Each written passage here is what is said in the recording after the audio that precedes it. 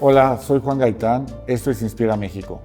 Hoy nos encontramos en la zona arqueológica de Chalcatzingo, en el estado de Morelos, donde nuestra anfitriona, la arqueóloga Carolina Mesa, nos comentará toda la historia y pormenores de este sitio emblemático.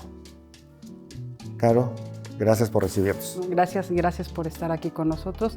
Es un gusto siempre recibir personas como ustedes interesados en la cultura de México y sobre todo en Chalcatzingo, que es un lugar que está en mi corazón, siempre. Claro. Caro, para empezar esta entrevista, esta plática, me gustaría que nos comentaras un poquito de ti, si eres aquí de Morelos, cómo fue que nació tu inspiración hacia dedicarte y estudiar la carrera de antropología.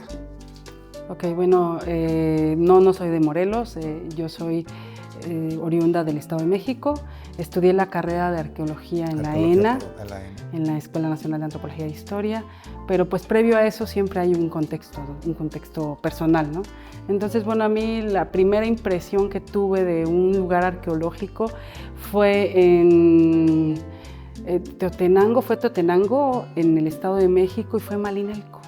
O sea, llegar a Malinalco y ver ese lugar fue sumamente impresionante. Para mí, yo tenía 8 años. Entonces me llevan en un recorrido escolar que sale de donde yo vivía. Yo soy originaria de la ciudad, del Estado de México, pero de Ciudad Nezahualcóyotl. Entonces de la escuela nos llevan a los 8 años, entonces eres un niño y te sorprende, o sea, es impresionante ver cosas labradas en piedra que fueron hechas por manos antiguas. Y la segunda impresión fue Teotihuacán, o sea, Teotihuacán yo creo que a todo el mundo impresiona, es un lugar maravilloso hasta la fecha. Entonces esos dos lugares me dejaron marcada y yo decía, bueno, es que esto, ¿dónde se estudia? Y una curiosidad, ¿por qué el hombre ha creado tantas cosas, no? ¿De dónde venimos? ¿Quiénes somos? Las preguntas que uno se hace cuando es niño, claro, joven, y van trascendiendo, ¿no? Entonces, bueno, ya llega el momento donde ya estoy en la preparatoria, en el Colegio de Bachilleres en la Ciudad de México, y me dan la clase de Antropología General. En esa clase nos empiezan a hablar de antropología, de lingüística, de antropología física, de arqueología, que para mí de todas las profesiones de humanidades del gremio antropológico, creo que la arqueología siempre fue la máxima expresión. Yo empecé a leer libros de Lilia Manzanilla en ese momento en la preparatoria y decía, ay, y uno como mujer puede estudiar eso, ¿no? Porque pues no es que esté tan vieja, pero en nuestros tiempos había ciertas carreras para ciertos géneros, ¿no? Entonces era como más visto que se dividiera. Entonces yo decía, bueno, pero esto está muy interesante. No supe dónde se estudiaba, no supe, seguí mi camino estudiando, trabajando. Y llegué a turismo, yo estudiaba en la Escuela Superior de Turismo del Politécnico. Y yo dije, bueno, esto es lo más parecido a saber algo de cultura, ¿no? Y las clases a las que nunca fallé fueron historia y geografía. O sea, todas las demás podía volarlas o podía hacer otra cosa, estaba becada y todo, y de repente me mandan a Cuicuilco. Y me dicen, y conozco Cuicuilco porque era un recorrido de geografía histórica para conocer lugares turísticos, arqueológicos. Y me dicen, esa escuela es la Escuela Nacional de Antropología e Historia. Y digo, ¿cómo? ¿Ahí se estudia arqueología? Sí, porque antes había hecho el examen a la UNAM para estudiar historia. No me quedé y dije, bueno, vamos a buscar en el poli otra cosa, que no había historia. Y yo dije, bueno, pobrecitos historiadores, los respeto mucho, pero yo decía, es que historia no le llega a arqueología. Ahora ya entiendo que somos distintos y nos complementamos, pero en ese momento yo decía, no, arqueología debe ser pues lo máximo. Pasó el tiempo y seguí como tocando, bueno, dejé la carrera de turismo a la mitad y dije, no, es que yo no puedo estudiar algo que no me llena, ¿no? Tengo que ser arqueóloga. Pero en la familia es que te vas a morir de hambre, no va a haber nada para ti. ¿De qué trabajan los arqueólogos? Que son preguntas que hasta la fecha se hacen. Así es. O sea, las personas hasta la fecha se preguntan, ¿de qué vive un arqueólogo? Hay trabajo, sí hay trabajo.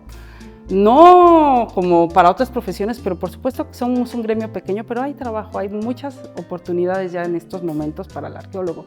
Pero pues no, mis papás de esa época decían no, entonces que me voy a Estados Unidos, que me ponga a ahorrar, que regreso y que hago el examen a la ENA. Y a eso pasaron como 5 años de mi vida entre las decisiones y llegué a arqueología ya casi con 25 años. Pero yo dije, es que de aquí soy. Y seguían diciendo en mi familia, ¿y cuando salgas qué vas a hacer? ¿De qué vas a vivir? Y yo, de la arqueología. Y digo, cabe mencionar que de verdad tienes que tener mucha pasión para seguir en esto, porque tengo cantidad de colegas que ya no se dedican a la arqueología. Y porque O nunca sea, dejas de aprender. No, pero ellos no se dedican porque sí es difícil el gremio, sí es solitario, sí es complejo tener un buen trabajo, pero tienes que aferrarte a tu pasión. Todo lo que hagamos, si no lo hacemos con ese interés y esas ganas, no va a funcionar, sea la carrera que sea. Pero a mí sí yo amo mi carrera, entonces yo sigo en este gremio y cuando salí empecé a trabajar de arqueóloga, empecé a buscar viajes por el mundo porque soy muy viajera, me encanta andar paseando. Entonces, antes de salir de la carrera, mis primeras prácticas fueron en Nicaragua. Entonces estuve trabajando en un proyecto en el lago Nicarao con un arqueólogo canadiense y estuvimos un mes excavando en la playa, en arena. Entonces fue una experiencia muy bonita. Ahí excavé mi primer mastodonte, fauna pleistocénica. O sea, el mastodonte, para los que no conozcan, no sé, dan de conocer, pero es un pariente pequeño del mamut. Pues la megafauna de aquella época y pues fue impresionante para mí conocer ese tipo de animales en contextos arqueológicos. Luego regresé a terminar la escuela y mis primeras prácticas profesionales fueron en el Perú. Allá estuve 4 años trabajando en Nazca, en el Centro Ceremonial Cahuachi, con una misión no francesa, en una misión italiana. El arqueólogo acaba de morir este año apenas, el titular, y ahí conocí hice muchos amigos, porque fueron 4 meses arduos de trabajo arqueológico. Entonces, la verdad es que las experiencias me han ido llevando y pues terminé en Chalcatzingo. O bueno, no terminé, ahora desde hace 20 años estoy en Chalcatzingo, trabajando desde aquí y haciendo proyectos con el arqueólogo Córdoba para otras áreas de Morelos también y para otros estados incluso. Ok. ¿Y algo que nos puedas comentar sobre esta zona arqueológica, tal vez? ¿Qué asentamiento cultural hubo? ¿Cuánto tiempo tiene? Si es un centro ceremonial, si tengo entendido que aquí antes era un poquito de comercio. ¿Algo que nos puedas contar sobre esta zona que ya tienes tú a tu cargo, esta zona arqueológica? Bueno, Chalcatzingo es importante y ha sido importante para la historia de Mesoamérica siempre, porque es mencionado en todos los libros de texto. Aparece una imagen o una referencia de Chalcatzingo, porque Chalcatzingo es el único asentamiento prehispánico arqueológico en el centro de México de una antigüedad tan grande. Tiene por lo menos entre 3.200 y 2.800 años de antigüedad. En Morelos es el sitio arqueológico más antiguo que se puede visitar, no hay otro.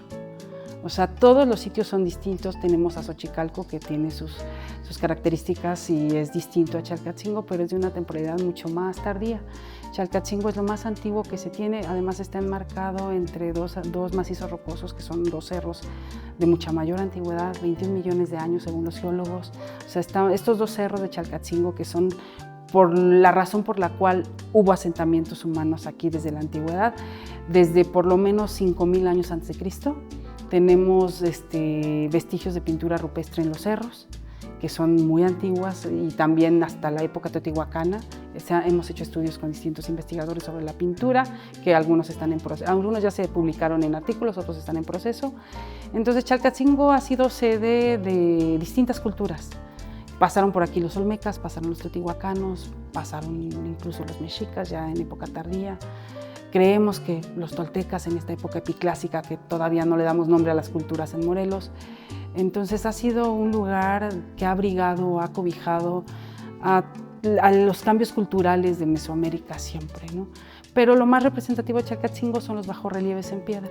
Aquí en este salón tenemos varios de ellos, de los monumentos de piedra de Chalcatzingo, y estos bajorrelieves tienen una característica particular. La gran mayoría son de estilo olmeca. ¿Qué quiere decir? Que los olmecas de la costa del Golfo pasaron por aquí, o la gente de Chalcatzingo transitó en su momento de comerciar con Veracruz y conoció este estilo olmeca y lo trajo a Chalcatzingo. Chalcatzingo es una ciudad, o fue y ha sido, ahorita es un pequeño pueblo, pero ha sido un centro como rector de esta parte del valle, y ha sido un lugar que siempre ha recibido a la gente de fuera con los brazos abiertos. La verdad es que es una característica que hasta la fecha tiene. Entonces Chalcatzingo en la antigüedad recibía, si venía un estilo olmeca, lo recibía. Al igual que hoy en día hay un grupo de personas de una familia del pueblo que se va a trabajar al polo en Inglaterra. Cada año salen 8 meses y trabajan allá. y vienen y ya nada más me falta verlos tomar el té, pero por lo menos vienen y juegan polo. O sea, les aprenden lo que aprenden y, o sea, se nota que el aprendizaje se da, que ellos salen, conocen y regresan. La gran mayoría, yo creo que el 60-70% de la población que incluso ahora sale al extranjero a trabajar por las necesidades que hay en el país y en las poblaciones de México, siempre vuelven. O sea, Chalcatzingo lo lleva uno, una vez que te enganchas aquí, lo llevas en el corazón por siempre. Es un lugar muy bonito, la cultura que más reconocida pues es la Olmeca, porque son todos los grabados en piedra famosos de este sitio son olmecas. Y pues lo vuelvo a repetir, el sitio que puedes visitar Olmeca en el centro de México y si me lo permiten aseverar, el más bello que existe entre todos los sitios de esta época es Chalcatzingo.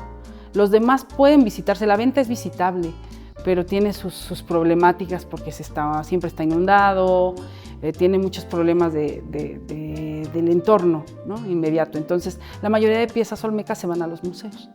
En Chalcatzingo la mayoría están en Chalcatzingo y se visitan caminando en el pie del cerro. Ok. Caro, fíjate que yo he leído, tuve la oportunidad de poder platicar así como contigo con el doctor Rodolfo Candelas cuando estaba ahí la pieza recién recuperada del Portal del Inframundo. Creo que ahora ya está de regreso aquí contigo en el Museo de Sitio. ¿Qué nos puedes contar sobre esa pieza tan enigmática aquí de Chalcatzingo? Bueno, es toda una historia. El Portal al Inframundo, como le llamamos hoy en día, porque su nombre original o el nombre que le adjudican en el momento en que se da a conocer en la literatura arqueológica es el monstruo de la Tierra.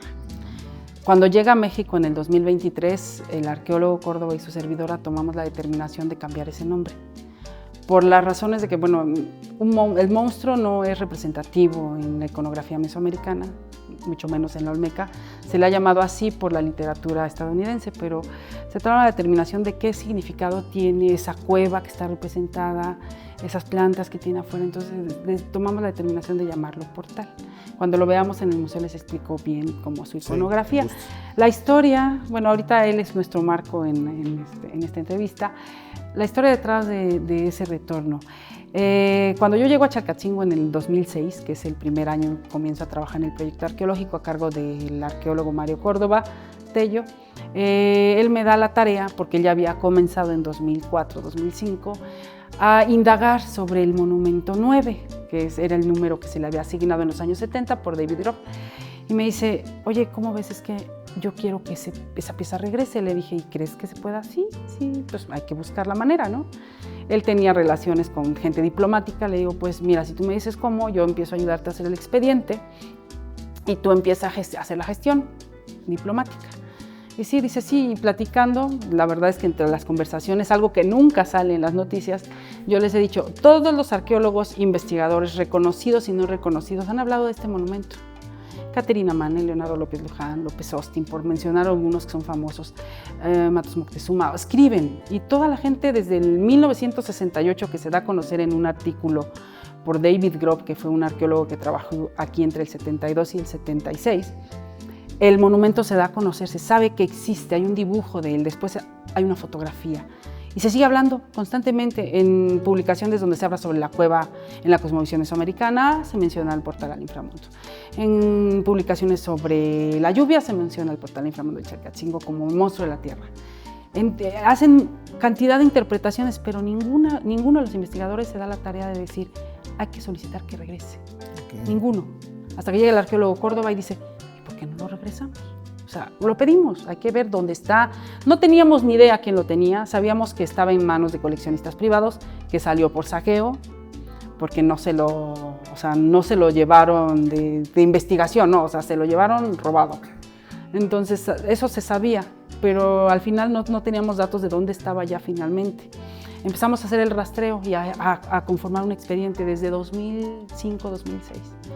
Entonces, cada año era tocar la puerta de Relaciones Exteriores, tocar la puerta a la Secretaría, tocar la puerta al Instituto Jurídico. Oiga, ¿nos ayudan? Tenemos un documento más, encontramos otra foto, encontramos esto, encontramos aquello. Y cada vez, pues, nos tiraban como de a loquitos, ¿no? Era así de, no se los van a, saben como que no lo van a regresar y nosotros, no, sí, lo tienen que regresar, o sea, se puede. hay que hacer la gestión correcta. Y yo ya al final, en 2019, 20, yo le decía, Mario, yo creo que no lo van a regresar. Yo ya estaba como conformada a ver la fotografía, pero él empecinado en decir, es que tiene que volver. O sea, yo no me puedo morir sin ver esta pieza en México. Le digo, ok, no te mueras, vamos a seguirle. Y pues yo lo ayudaba con todo el expediente. Entonces llega el momento, cuando ya es 2022, seguíamos en lo mismo, cada año, 2 veces o 3 veces a hablar. Entonces en 2022 me llega un correo electrónico del gobierno estadounidense. Y yo dije, chis. Arqueóloga Carolina, nos comunicamos con usted porque queremos hablar, queremos una entrevista para unos temas de una pieza arqueológica.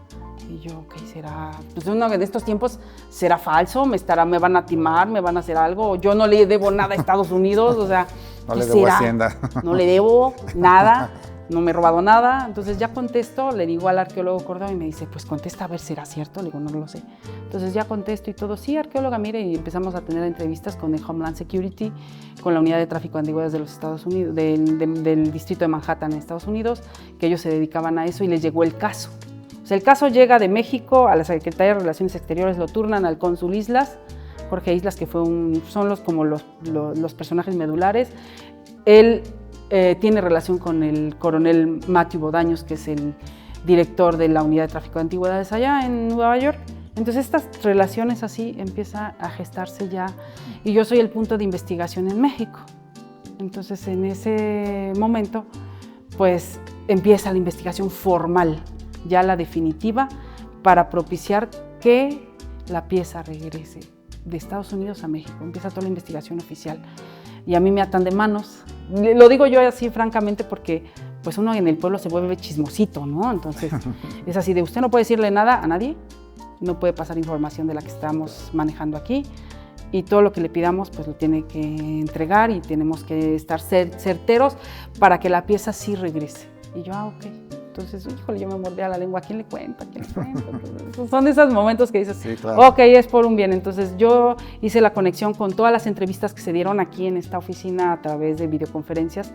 Traje al señor más viejo del pueblo que vio cuando llevaron la pieza, a otro señor ya también que su papá era dueño del terreno, al antropólogo Moraita que vivió aquí en los años 70. Entonces todos los personajes que se fueron entrevistados para dar certeza a este expediente y a engrosar el expediente con fotografías, con cuestiones del instituto, ya se lo pidieron al jurídico. Entonces fue un momento muy emocionante, y en la última entrevista ya me dice el coronel Bodaños, fue con él, yo no sabía quién era él, pero dicen es el jefe, y yo, está bien. Pues está bien.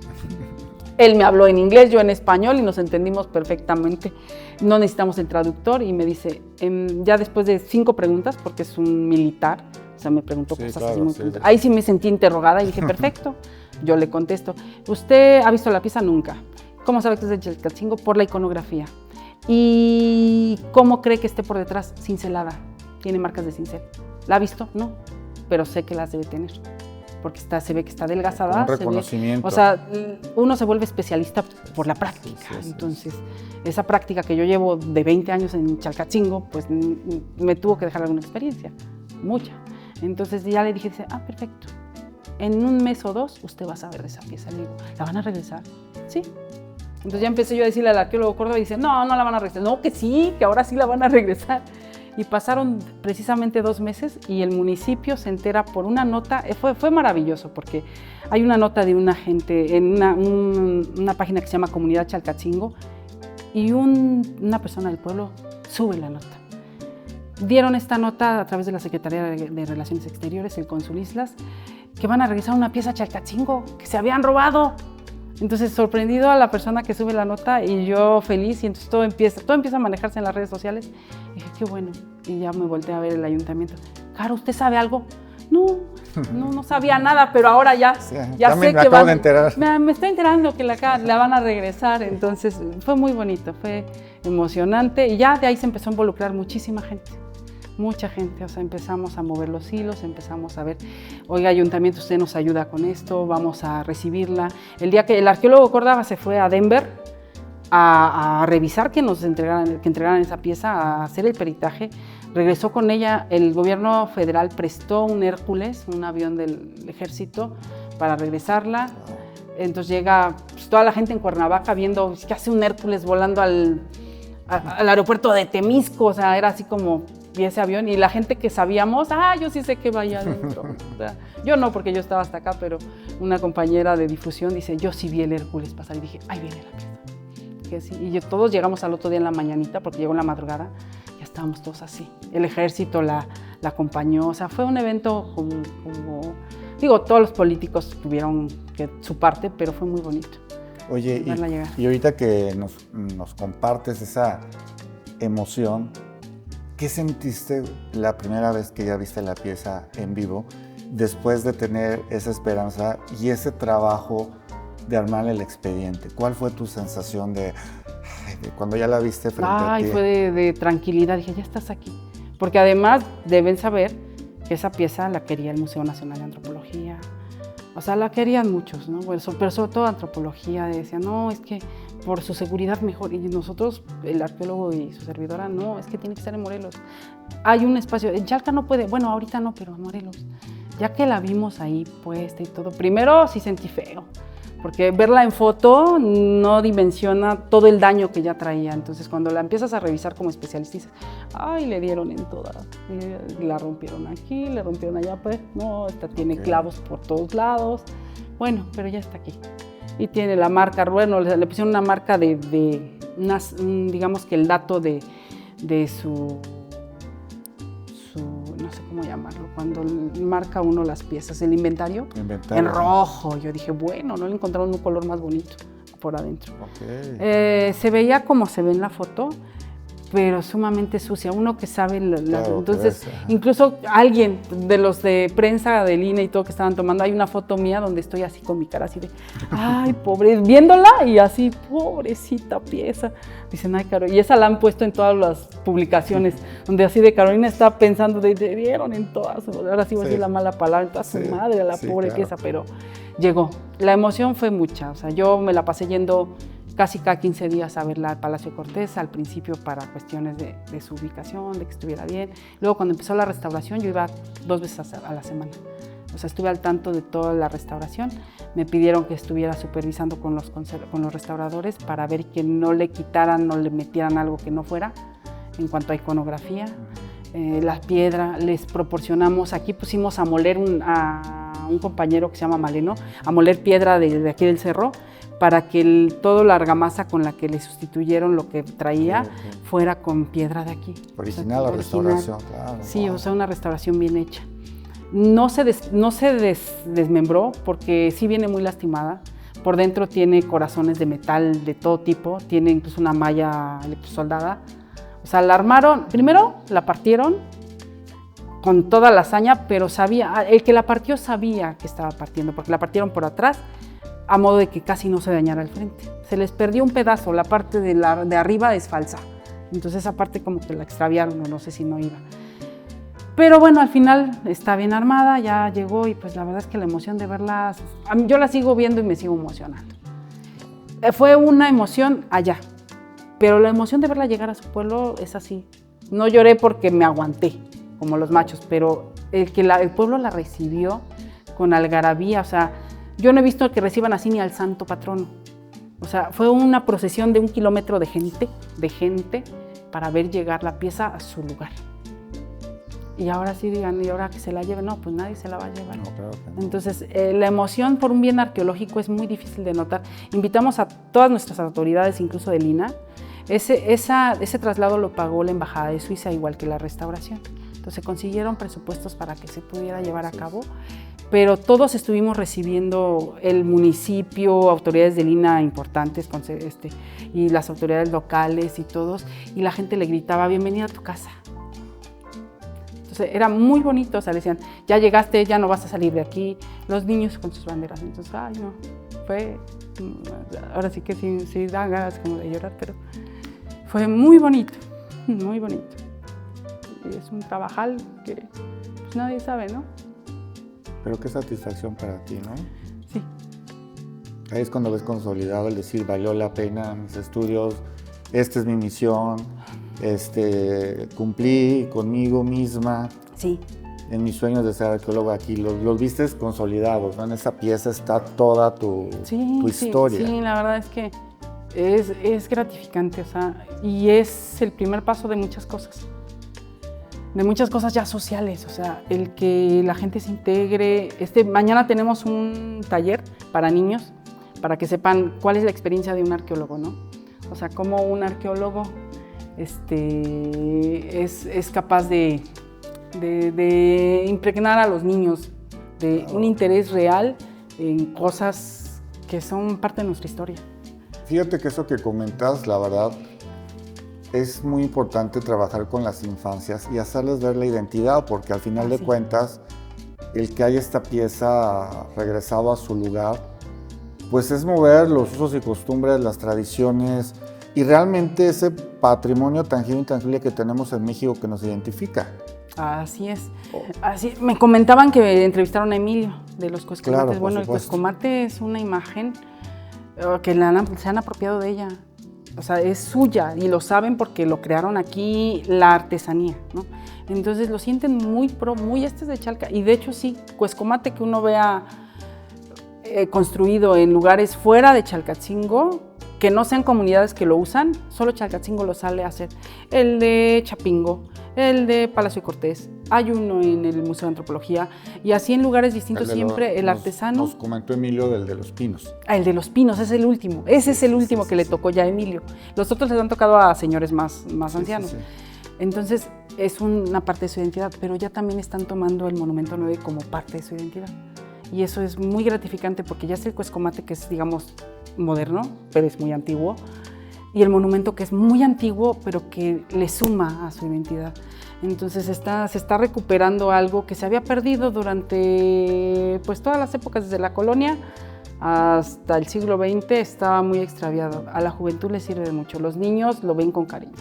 O sea, hacen réplicas, hacen cosas, sí, claro, en vasos, en tazas, lo están tallando en madera, en cartonería. Bueno, lo han usado en procesiones del Día de Muertos. Eso es muy bonito porque en Zacatecas lo pusieron como en la entrada para simular la entrada al inframundo. Entonces le han dado conceptos en esta sociedad actual que tiene que ver con reintegrar lo antiguo a nuestra manera de pensar, ¿no? Qué interesante. Sí. Entonces, ahorita la imagen del portal del inframundo viene siendo lo que representaba en su momento el señor Rojo para Xochicalco, la imagen de la zona arqueológica. No, sigue siendo el dador del agua, el que reina, pero el portal al inframundo es parte de esa iconografía. O sea, él representa la cueva. O sea, su boca es una cueva donde se hace, la cueva que conecta el mundo terrenal con otras dimensiones de la cosmovisión mesoamericana, no solo con la parte del inframundo que la conectamos siempre nosotros con el hecho de morir, ¿no? No, con el hecho de venir del universo. Caterina Mani, una arqueóloga que siempre me gusta citar en todas las entrevistas que tengo, ella menciona que esta cueva mítica mesoamericana que está representada aquí claramente es la conexión con el universo. O sea, es esa concepción de ellos, de su conexión cíclica con el lugar de donde provenimos y a donde vamos a regresar. Y es esa conexión dual donde siempre vamos a tener un ir y venir. Entonces es esta conexión con el útero materno. La cueva representa el útero de la mujer, donde toda la humanidad nace y a donde al final vas a perecer y también regresas a tu ser y vuelves. Y es ese sentido cíclico. Sí es una imagen popular. Digamos que nosotros como símbolo tenemos al rey de zona arqueológica, pero la imagen popular, la que se está haciendo reconocida para saber de Chalcatzingo, es el portal al inframundo. Sí, nos está conectando literal con la sociedad actual. O sea, está haciendo esa conexión de lo antiguo con la modernidad y la están retomando para muchas cosas. Hay grafitis ya de él en la Ciudad de México. Hay grafitis del rey en la Ciudad de México, o sea, lo retoman artistas para hacer ¿cómo se le llaman sus dibujos en las paredes? Su arte urbano. Su arte urbano, sí, lo están utilizando y le dan ese cambio, o sea, le dan ese toque de urbano. Entonces, y yo creo que no nada más es esa parte de que ahora que estamos regresando al origen al final de cuentas, ¿no? Así es. En todo, en nuestra gastronomía también estamos regresando al origen. Yo creo que aquí lo importante es que la gente lo ve y dice, ¿dónde viene? Pregunta. Conoce más de nuestra cultura, de la cosmovisión y de muchas cosas más. Y por ejemplo, Caro, esta zona arqueológica, la gente que apoya laboralmente es de la comunidad, es una comunidad muy unida. Sí, es una comunidad pequeña y el trato en este lugar, hubo una problemática social que se solventó justamente con el dar empleo o el otorgar todos los empleos que se den en la zona arqueológica, siempre serán y han sido para la gente de la comunidad. O sea, todo el trabajo que se ha dado por lo menos desde que yo estoy en 2006, siempre ha sido con gente de la comunidad a cargo de los trabajos de mantenimiento, los trabajos de exploración arqueológica, los trabajos de conservación, los trabajos de infraestructura. Este edificio se construye con manos y albañiles de la comunidad, o sea, con gente que es contratada en unos años entre 2009 y 2012, o 13 también todavía, hubo un programa de empleo temporal. Entonces se le daba trabajo, hasta lo más que tuvimos fueron 200 personas, limpiando, dando mantenimiento al sitio, haciendo excavación arqueológica, haciendo restauración, clasificando material arqueológico. Entonces siempre se ha atendido todo el empleo con gente de la comunidad. Incluso los custodios y todos son gente de aquí de Chalcatzingo. Oye, qué interesante esa parte del trabajo en comunidad. Fíjate que ahorita que veníamos rumbo aquí a tu casa, a tu trabajo, a tu zona de trabajo, vimos de que está un nuevo, bueno, no sé cuánto tiempo tiene, que se llama Piedra Rajada. Ah, sí. Entonces yo creo que es una parte de que como un atractivo turístico se complementa. Yo vengo aquí a la zona y voy allá y como, puedo ir a un temazcal, puedo comprar artesanía. Eso está muy padre. ¿Qué me puedes contar un poquito de ese lugar? Pueden hospedarse en Piedra Rajada. Mira. Piedra Rajada surge como un negocio o un parque turístico por allá en el año, ¿qué será? Yo creo que 2008, 2009. Comienzan solo con la alberca. O sea, fue creciendo. Ese lugar le pertenece a una organización de mujeres de la gran mayoría de Chalcatzingo. Se llama OMOI. OMOI es Organización de Mujeres Orgullosamente Indígenas. Entonces la OMOI procura fondos federales, estatales, lo que consiguen. O sea, la OMOI es como una asociación civil que se dedica a fomentar proyectos productivos para las propias mujeres. Dentro de esos proyectos productivos, cuando ya la zona empieza a tener, digamos que más visitas, se empieza a hacer trabajo de conservación, se empieza a habilitar a la visita pública con mejores condiciones, yo creo que ellas arrancan de ahí y también los que les dan los apoyos y comienzan con el parque ecoturístico Piedra Rajada. Su nombre proviene del paraje, el paraje se conocía como Piedra Rajada. Hasta la fecha no sabemos dónde está la Piedra Rajada, pero ya tienen una piedra en el jardín que simula porque dicen que sí había una piedra rajada ahí. Y así se quedó su nombre. Entonces ellas comienzan a hacer crecer ese negocio. Hasta la fecha ellas creo que son 20, si no me equivoco, son 25 socias, todas mujeres. Entonces es un proyecto productivo que les ha dado reconocimiento como organización y todas tienen empleo ahí y generan para ellas y sus familias. Ha sido difícil para ellas, pero lo han logrado. O sea, yo creo que el mejor lugar para hospedarse y para tener como un algo recreativo en Chalcatzingo es Piedra Rajada. O sea, ya hay más, todos son privados.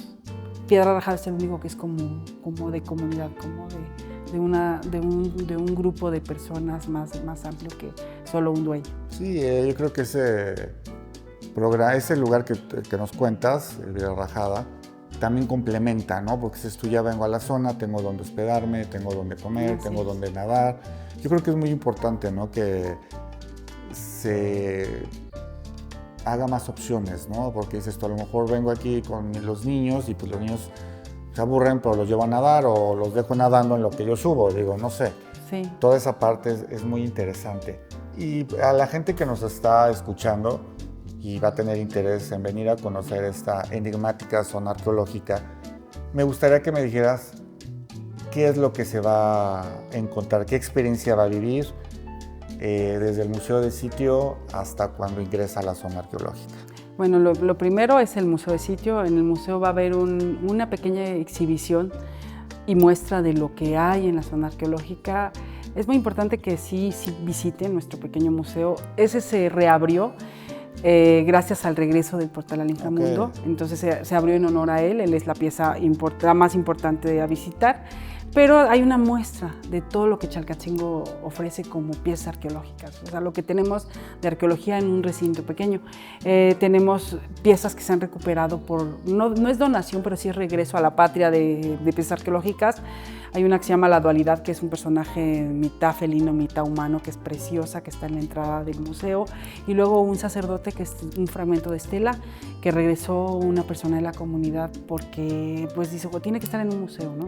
Tenemos la exposiciones, hacemos a veces exhibiciones de carteles que hacen los niños de las escuelas de esta comunidad, y después una serie de monumentos arqueológicos que tienen que ver con el sitio arqueológico, de monumentos de piedra.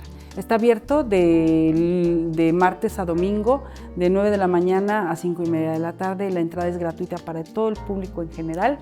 Entonces eso es importante saberlo. En el museo entran todos gratis, todos mexicanos, extranjeros, quien sea, porque hay un trato con la comunidad en cuanto al museo. Entonces, de entrada, pues la comunidad entra gratuito siempre al museo y a la zona arqueológica. Y ya en la zona arqueológica está abierta de lunes a domingo, todos los días. Hay costos para ciertas personas, pero la gran mayoría no paga. O sea, los exentos de pago siempre son niños, menores de 13 años, estudiantes, profesores, jubilados, pensionados, adultos mayores, discapacitados y gentes de comunidades indígenas y guías con su identificación oficial. ¿Qué ver en Chalcatzingo? Chalcatzingo tiene muchos usos. La zona arqueológica, a diferencia de Xochicalco, que aquella está como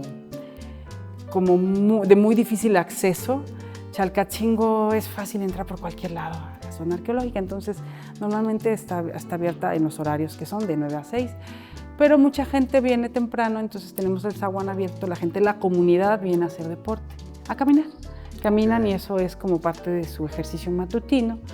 Y también cuando la gente, ya el turista, llega a Chalcatzingo, pues lo que se encuentra aquí es la naturaleza de la selva baja caducifolia. Es un lugar de esparcimiento, de descanso, de recreación, así como de respiro, porque lo que ves es mucha naturaleza.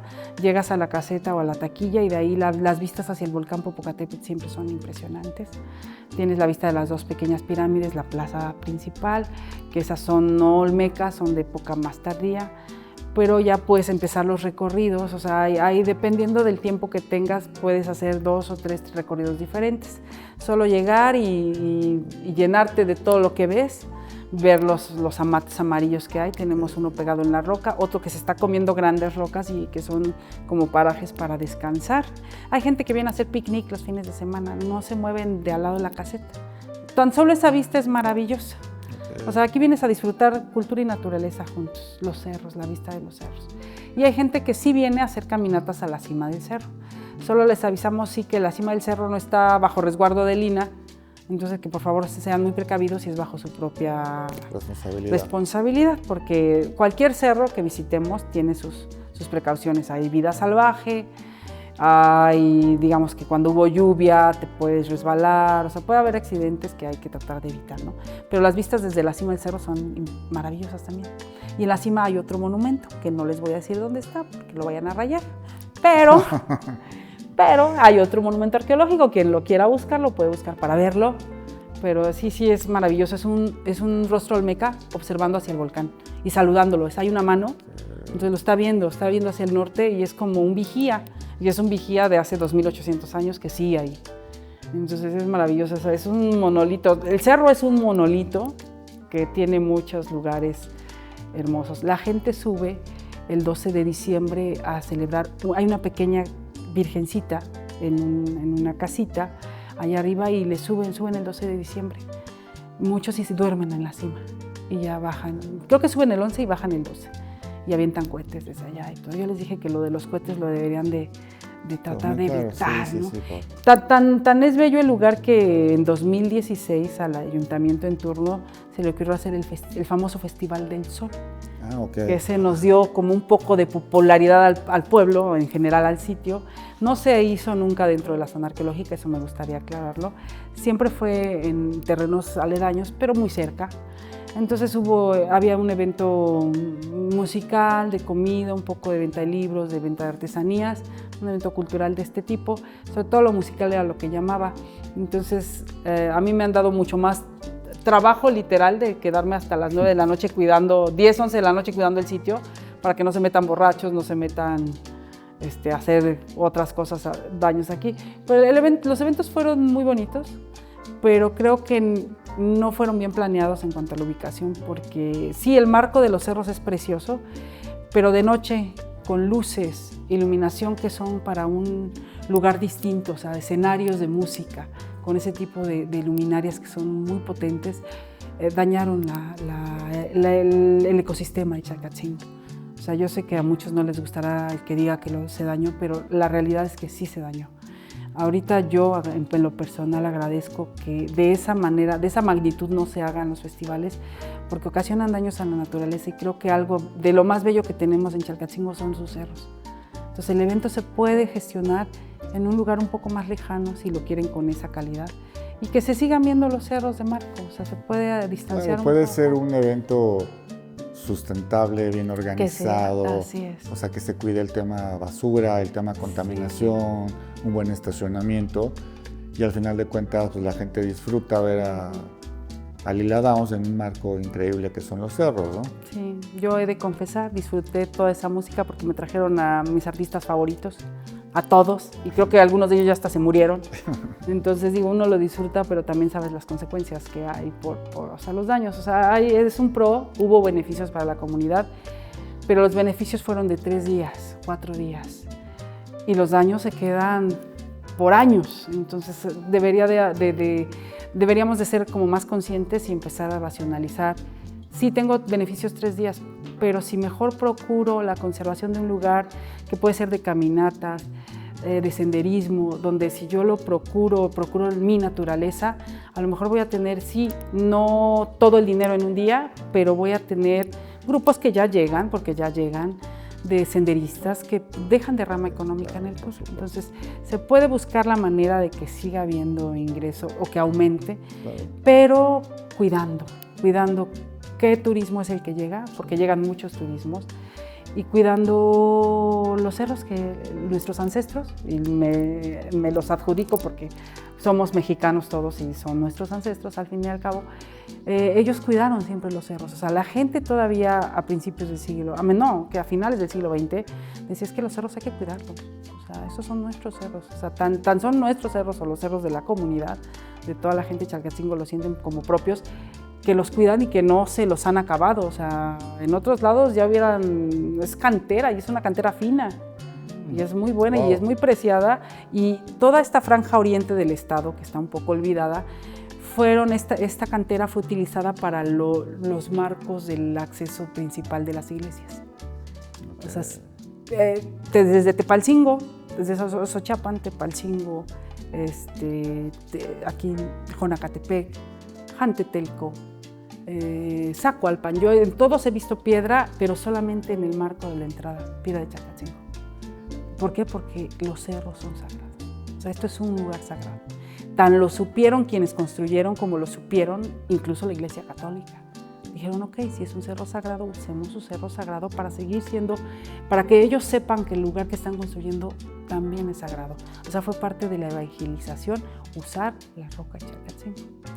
Entonces, inconscientemente, pero que los frailes de aquella época eran bastante inteligentes, siempre han sido muy listos, pues sabían que estaban utilizando algo que en la memoria histórica de la comunidad o de las comunidades iba a pegar, porque Chalcatzingo fue un centro rector durante años, pero un centro rector no estilo Teotihuacán, o sea, no una gran urbe, no los mexicas, que un gran pueblo guerrero, no, un santuario, un centro que regía un Tepeyac en Morelos, algo parecido así. O sea, aquí venías a pedir agua. Hay una cita de Fray Diego Durán donde habla de un cerro cantor, tal vez no sea Chalcatzingo, pero él lo refiere, él estuvo en Hueyapan a finales del siglo XVI, y él refiere que al sur del volcán Popocatépetl hay un cerro cantor, hay un cerro con una cueva donde se hace petición de lluvias. Entonces la referencia está muy cercana. Entonces el cerro al sur que se puede observar solito en medio de la nada es el cerro de Jantetelco y los cerros de Chalcatzingo. Entonces sí hay mucho que cuidar aquí. Entonces, regresando a la referencia de los festivales, pues hay que promover otro tipo de visitas. Sí, claro, aquí es un marco ideal para el turismo de aventura, el ecoturismo. Así es. Que de hecho yo veo que ahora pues son como los contrastes, ¿no? Como que las nuevas generaciones ya buscan un lugar donde venir a acampar, bicicleta y ese tipo de turismo, el senderismo, ¿no? Que en Morelos siempre hemos tenido los cerros para practicarlo, pero conscientemente. Así es. Bueno, entonces, ¿qué te parece si ahorita nos haces una visita al museo? Claro que sí. Para que nos cuentes en el sitio un poquito más sobre el museo. Sí, es mejor irlo viendo. ¿Sí? Gracias. Sí.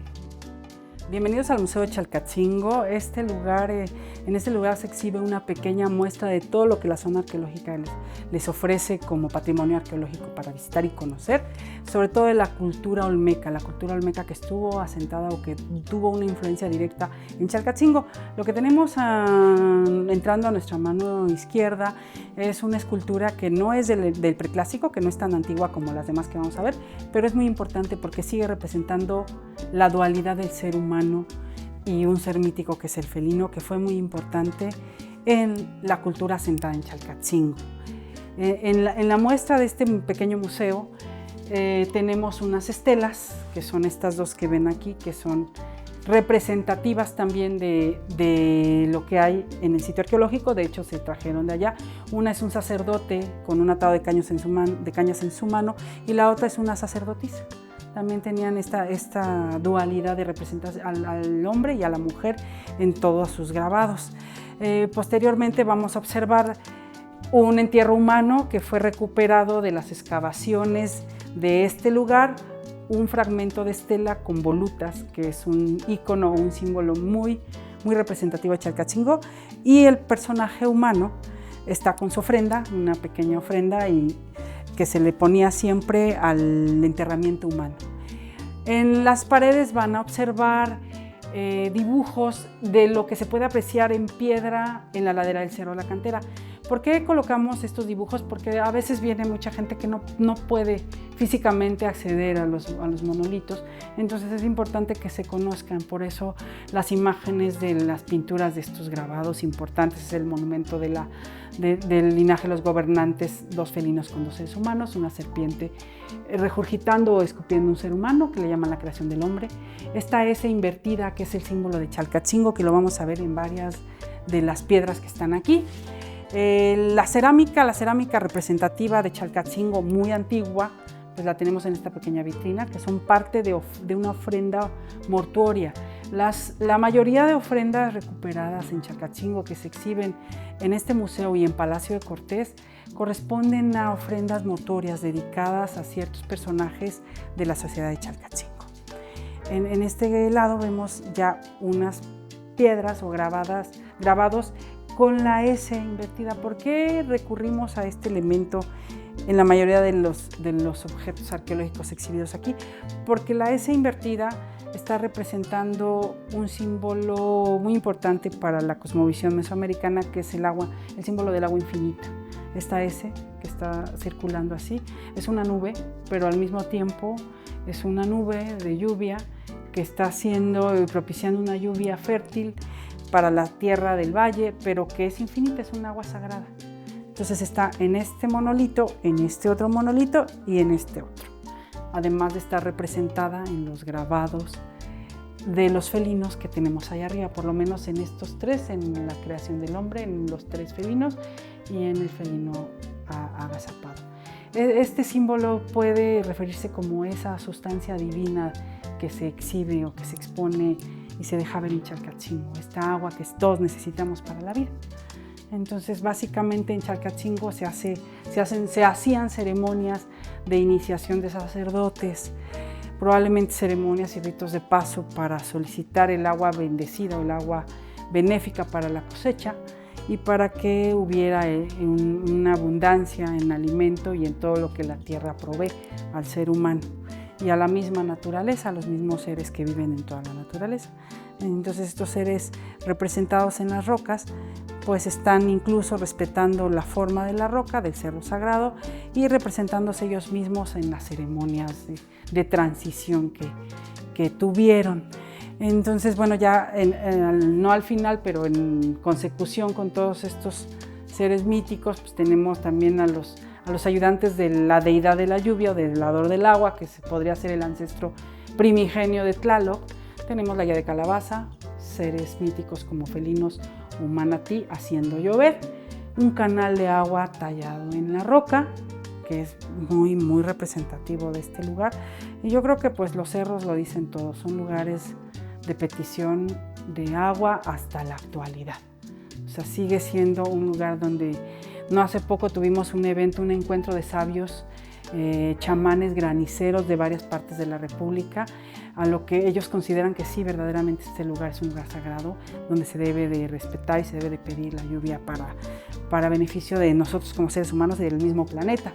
Tenemos un fragmento de una estela, que seguramente fue una estela femenina, porque tenemos otra parecida, donde de manera geométrica se está representando la misma imagen del portal al inframundo o monstruo de la tierra, pero de manera muy, ya demasiado geometrizada, ya con símbolos muy abstractos, pero sigue siendo el mismo elemento. Tenemos el trono, que está representado en la escena del dador del agua, que es como la base donde está sentado el personaje adentro de la cueva, que es esa cueva, sigue siendo la misma boca del portal al inframundo, pero aquí con un personaje adentro haciendo llover.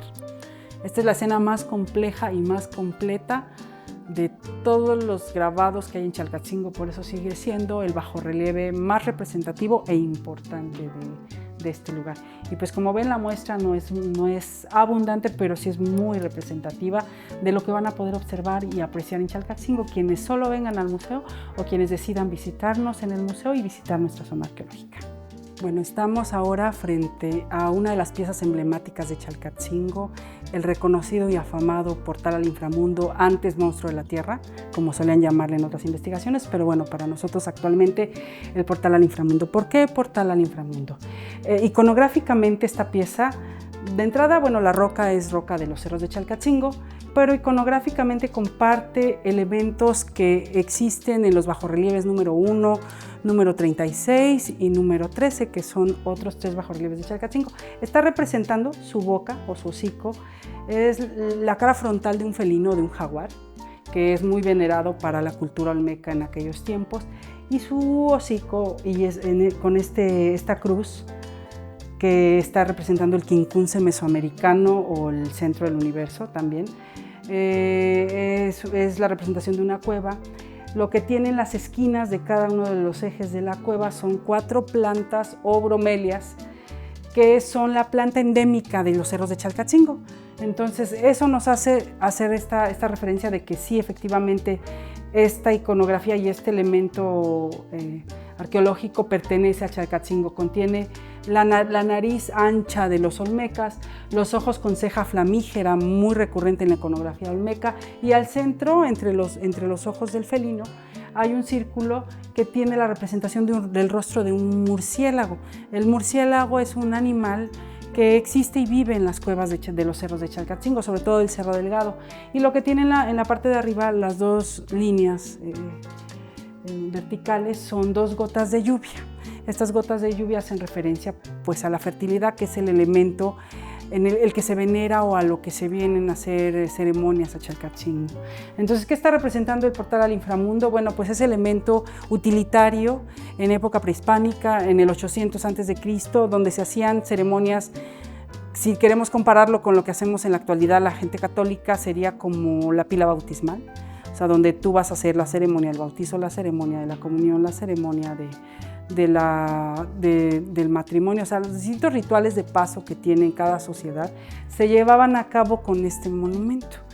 Lo observamos en las esquinas de la parte de arriba, áreas como más ennegrecidas, como si hubiera estado quemado.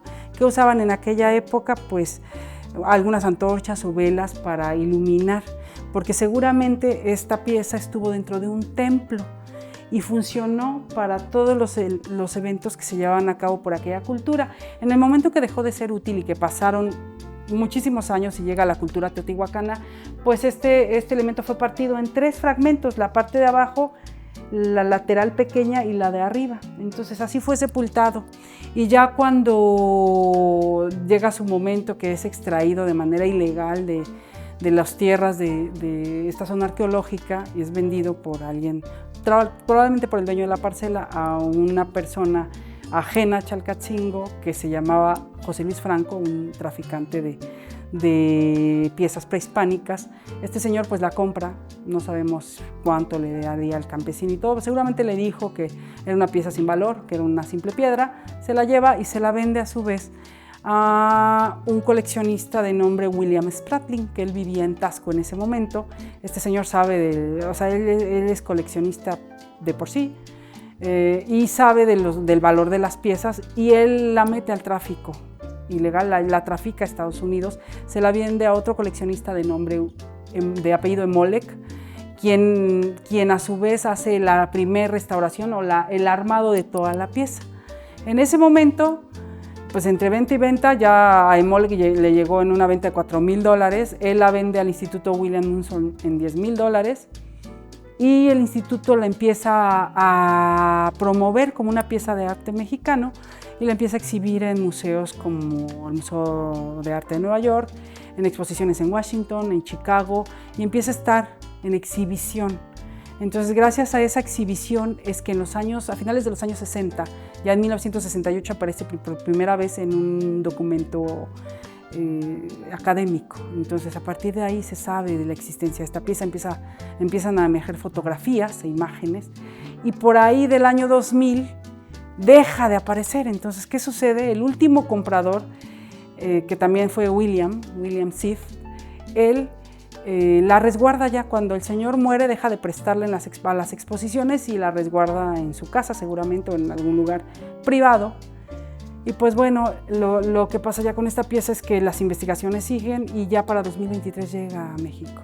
Después de todo el proceso que ya les había platicado de recuperación del Monumento 9 o Portal al Inframundo, pues ya con júbilo se lo recibe aquí. Y este museo particularmente se rehabilita con apoyo de la comunidad, con apoyo de las autoridades municipales, con apoyo de estudiantes de la UAM, con el apoyo del personal del instituto, para que reciba el 12 de febrero de 2025 al Monumento 9 y que esté acompañada de piezas de la misma calidad escultórica y de igual importancia para el sitio arqueológico. Cabe resaltar aquí que esta es la pieza estrella, la pieza principal, pero tiene 54 compañeros, que son piezas arqueológicas talladas en la roca del cerro, que es la roca sagrada de Chalcatzingo, y que tuvieron su importancia y fueron parte de un discurso que se está escribiendo para que el público lo conozca. Es un discurso que en piedra nos dejaron grabados nuestros ancestros olmecas, que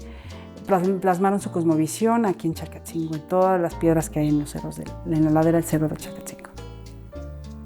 Bueno, amiga, primero que nada quiero agradecerte el recorrido que nos hiciste en el Museo del Sitio de esta zona arqueológica de Chalcatzingo, sin antes mencionar las facilidades para contactarte, para enlazarte al amigo, el arqueólogo Cuautli, de la zona arqueológica de Xochicalco, y asimismo como al antropólogo Víctor Hugo Valencia, director de Lina Morelos, que siempre nos han dado este tipo de facilidades, repito, para estas entrevistas, para que la gente conozca más sobre el turismo cultural en el estado.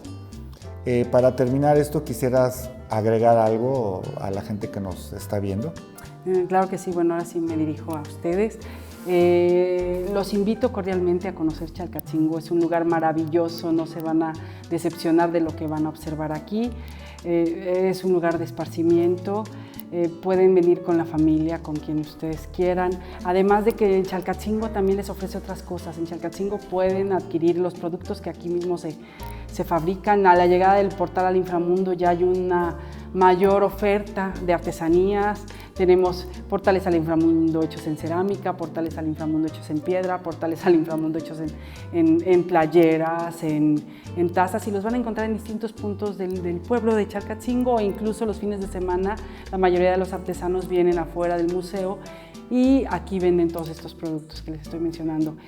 El que sin falla pueden apreciar, y si quieren adquirirlo, son las miniaturas de los cuescomates que tenemos por los artesanos de Chalcatzingo, que es una artesanía que lleva muchísimos años en el poblado. Y pues bueno, sin más, decirles que la verdad agradezco mucho la invitación de Juan, y que estén aquí con nosotros, que nos hayan visitado y que nos den la oportunidad de estar en su programa y de promover lo que es Chalcatzingo en la actualidad.